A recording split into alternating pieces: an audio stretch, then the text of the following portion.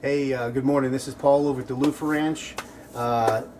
We are in the middle of our harvest right now for our luffa, but we're getting hungry and figured we want to have some ribs tonight. So we're going to be doing St. Louis style ribs. It's going to be on the big green egg, and I'm just going to kind of walk you through. We've jumped ahead a little bit, but I'll walk you through on some of the things that we did, and it's pretty simple. And you can kind of tweak the recipe to what you want, but there's so much information that's out there on the big green egg and you know what the setting should be to get it to the right temperature. And so I'll just kind of roll through a couple of different tips and tricks that we've kind of learned cooking on it. So this is going to be what they call the 3-2-1 method. So it's going to be 3 hours at 250 degrees on the egg. It's going to be in indirect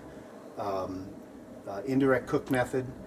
Then it's going to be well, let me just open up and I'll show you here. So you want to burp the egg before you open it. So we've got one of these racks here, and this is awesome. This allows you to shingle the ribs, and we just cut them in half and we shingled them. The seasoning on this, it's salt and pepper, a little bit of garlic powder, and what else did we put on there, Mitchell? Do you remember? Salt and pepper, garlic powder. So real simple recipe. And it's just a dry rub. We put it on there. So we cut the ribs in half and we shingled them on here. Brought the fire up, brought the egg up to about 400. It's set in the indirect method. We happen to add some chunks of additional hickory to it, and so that's in there. On the sides, we kind of slipped some chunks in there. Brought it up to temperature. To about 400, 450. We got the blue smoke, and then we began to turn the daisy wheel to stabilize it and get it to about 250. So the setting for 250 for us, daisy wheel is closed, and then you can see the setting of where it's at. So that's fully open. That's about 250 for us. And then down here at the bottom, this is going to be about a 1/2 inch opening right here. So temperature right now, it just kind of dropped, so we're at about 200. It's dropped a little bit, but it'll come back up again, and it's going to stabilize somewhere in about 250. So we're going to leave it at that point right there, 3 hours, and then we'll be back, and then you get a chance to see what it's going to look like in 3 hours. So hey, thanks for coming back and checking out the next step. Okay, so now we're at stage number 2, and that's going to be where we're going to go ahead and take the ribs out. We're going to wrap them with foil, and we're going to put them back in to the rack again, shingle them, and close the lid, and we'll let that go for another 2 more hours. So here's where we're at. You're always going to burp the big green egg so you don't get get your forearm singed, and that is looking really amazing. Check that out. Look at this. Now we added some hickory. We had some hickory and some applewood a couple of times throughout that process for the last 3 hours. So all right, so a couple of pieces of heavy aluminum. I know there's an argument as to which side you want to put the aluminum. This is going to be shiny side in. All right, so double wrap, back over again. All right, that's the first one. And we'll drop it back in here. All right, next one. I'm going to do these kind of quick. And same thing with this. Back on there. Get it kind of tight. And next one. What this process is going to do, we already got the smoke in it. This is going to help to tenderize it. See if we can get this one out here. It's a nice big old piece. That is a big old piece. Let's see. We got it a little stuck in there. All right, next one down.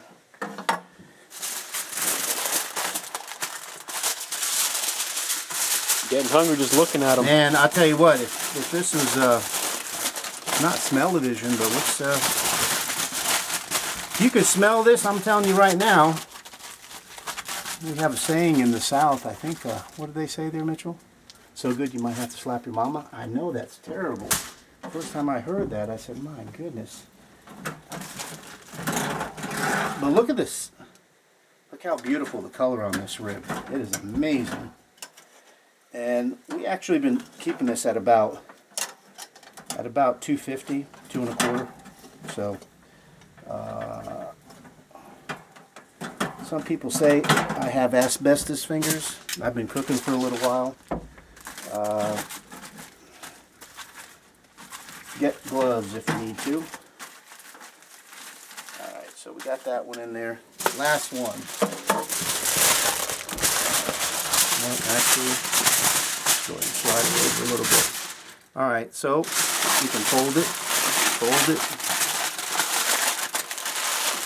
Main thing what this is going to do is it's going to help tenderize it. So it's going to go back in again for, let's see if we can get that in there.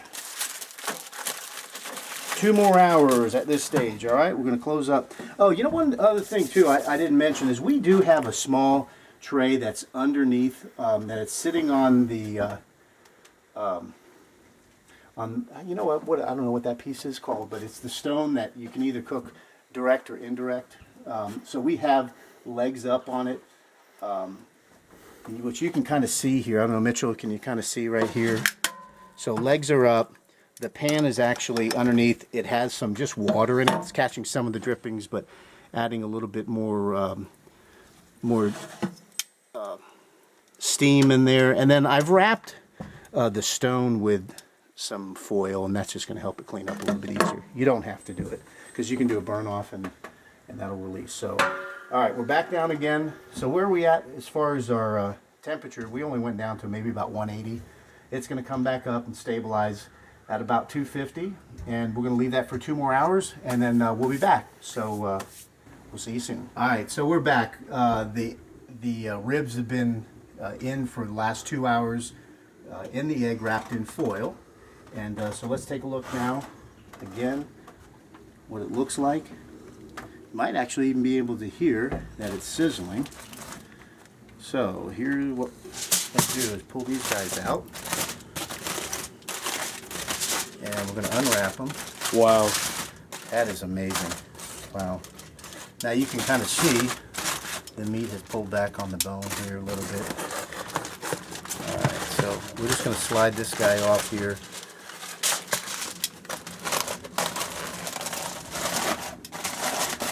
Alright. Put that over there. Let's do another one here. Hey, if it's hot, you guys don't grab these things with your bare hands. I've been doing this for a little while. Wow, the bone's actually falling out. Some might say that's a little bit over, but we like it. So I probably could have done it a little bit less. So that was about 2 hours. I guess I could have done a 1.5. It just kind of depends on the size of your ribs and how you got it. We actually had it go up to about 3. I had stepped away for a bit, had some work. We're still in the middle of our harvest here at the Luffa Ranch. So, man, that smells good.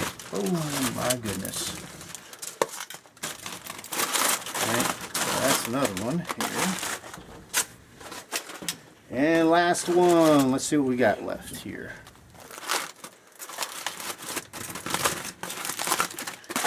Beautiful.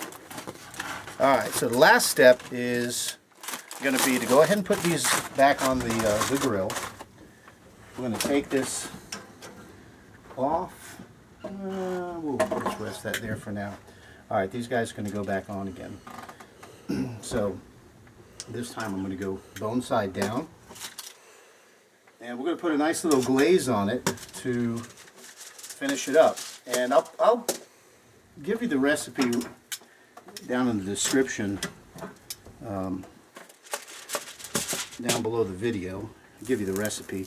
It's just going to be a little glaze I made. It's kind of got like an Asian little twist on it. It's going to be soy sauce and a little bit of ginger that's grated in there, some mirin, which is Japanese rice wine, and a little bit of honey and some lime zest. And that's what I have here. You can see that. We're going to base this on here really good.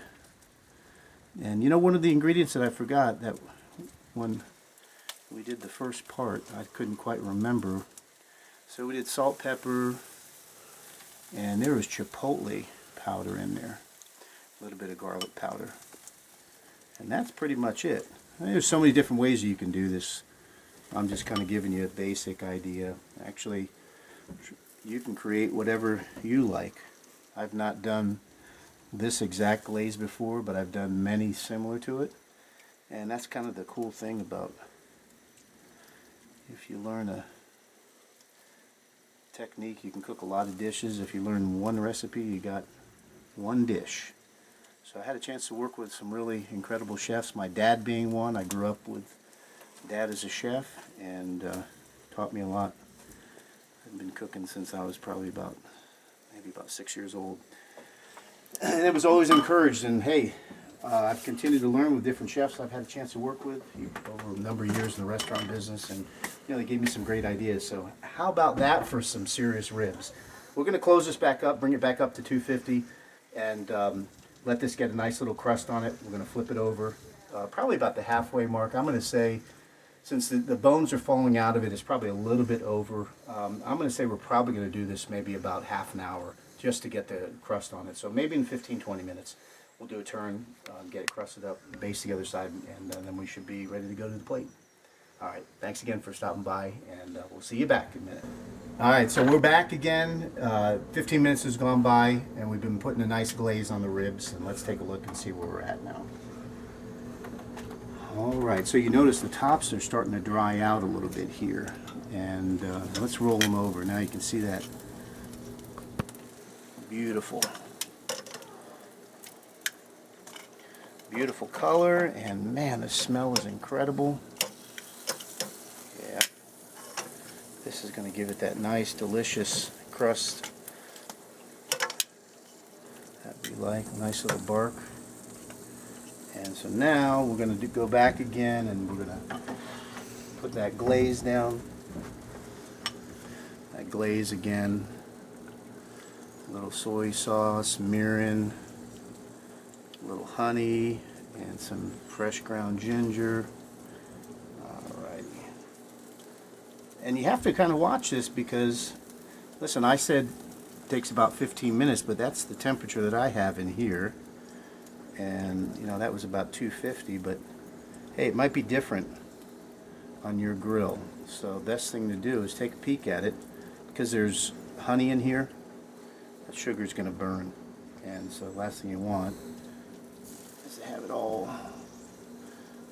Last thing you want is burnt offerings. We just want to have a nice flavor here, and that's going to do it right there. All right, close it up. Let's give it about another 10 or 15, and we'll be back. All right, so 15 minutes has gone by, and we'll take a look at this, see where we're at now. Oh yeah, this is looking great. Yeah, beautiful. All right, so these are ready to come off the grill.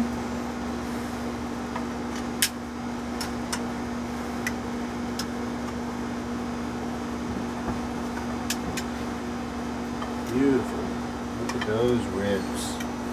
Right? And the last one. Look at that color. Turn this around here. Beautiful looking ribs, huh? Alright, so the last thing we're going to do is put a little cilantro on this. This has got a little Asian kind of twist on it. So we'll put a little bit of that leftover glaze there, make it nice and shiny. Take a little cilantro and do just kind of a rough chop on it. We like cilantro. And it gives it a nice kind of like fresh taste. If you don't like cilantro, hey, you can leave it off. Won't hurt my feelings a bit. Alright folks, that right there is the 3-2-1 St. Louis style ribs on the big green egg. And from all of us here at the Luffa Ranch, thank you for stopping by. I hope you learned a couple of things about barbecue. I'm sure I still have a lot more to go as far as what I can learn. So God bless you. Time to eat. We'll see you.